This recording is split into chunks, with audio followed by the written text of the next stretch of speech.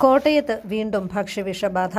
Kottayam railway സ്റ്റേഷന് മുൻവശത്തെ Udupi vegetarian ഹോട്ടലിൽ നിന്നും ഭക്ഷണം കഴിച്ച 4 പേർക്ക് ഭക്ഷ്യവിഷബാധയേറ്റു. കഴിഞ്ഞ ശനിയാഴ്ച ഇവിടെ നിന്നും ഭക്ഷണം കഴിച്ച 4 സ്ത്രീകൾക്കാണ് വിഷബാധ ഉണ്ടായത്.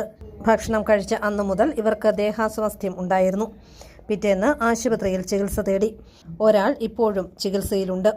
പൊൻകുന്നം സ്വദേശികൾക്കാണ് ഭക്ഷ്യവിഷബാധ ഏറ്റത്.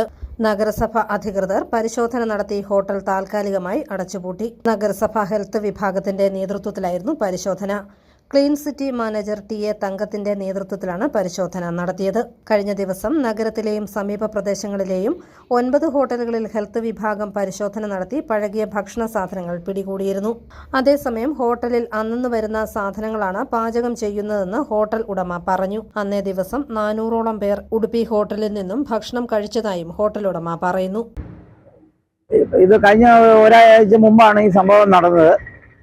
ഇവിടെ 4 പേര് ഫുഡ് കഴിക്കാൻ, ഒരു 4 പെണ്ണുങ്ങളാണ് വന്നത്.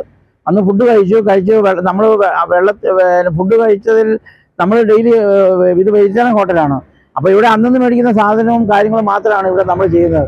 പിന്നെ വെള്ളം അവരോട് മിനറൽ വാട്ടർ കുടിക്കാൻ പറഞ്ഞു. ഇവിടെ വെള്ളം കുടിക്കുന്ന കാര്യം ഇപ്പോൾ മിനറൽ വാട്ടർ ഉണ്ട്, അത് കുടിക്കാൻ പറഞ്ഞു. പിന്നെ എന്ത് സംഭവിച്ചെന്ന് അറിയത്തില്ല. അവർ വേറെ എവിടെ നിന്ന് കാപ്പിയോ വെള്ളം കുടിച്ചിട്ടോ വന്നതാണോ ഇല്ലയോ എന്ന് അറിയത്തില്ല. നമ്മൾ തന്നെ അന്ന് കഴിച്ച ഇത്ര സമയത്തിനുള്ളിൽ അറിയാമല്ലോ ഇതാണ്. അപ്പോൾ എവിടുന്ന് അത് പറ്റിയെന്നുള്ളത് ആദ്യം കണ്ടുപിടിക്കണം. നമ്മുടെ ഇവിടുന്ന് തന്നെയാണെന്ന് പറയാനും പറ്റത്തില്ല. ഫുഡിൻ്റെ കാര്യത്തിൽ എന്ന് പറഞ്ഞാൽ നമ്മളിവിടെ അന്നന്ന് മേടിക്കുന്ന ബില്ല് വരുന്ന കാര്യങ്ങളും എല്ലാം നമ്മുടെ കയ്യിൽ ബില്ലും കാര്യങ്ങളും എല്ലാം ഉണ്ട്. അതുപോലെ തന്നെ അവർ വന്നു, ഇന്നലെ 3 മണിയായപ്പോൾ വന്നു. അവർ കംപ്ലീറ്റ് ചെക്ക് ചെയ്തതിൻ്റെ അകത്ത് നമ്മളെ ഒന്നും കണ്ടുപിടിക്കാനൊന്നും പറ്റിയില്ല. അത് കഴിഞ്ഞിട്ട് ബാക്കിയുള്ള കാര്യങ്ങൾ അവർ അതിൻ്റെതായ രീതിയിൽ ഞങ്ങളോട് പറഞ്ഞു, ഇങ്ങനെ ഈ പ്രശ്നമുള്ളതുകൊണ്ട് കൂട്ടണമെന്ന് പറഞ്ഞു. News bureau, Kottayam.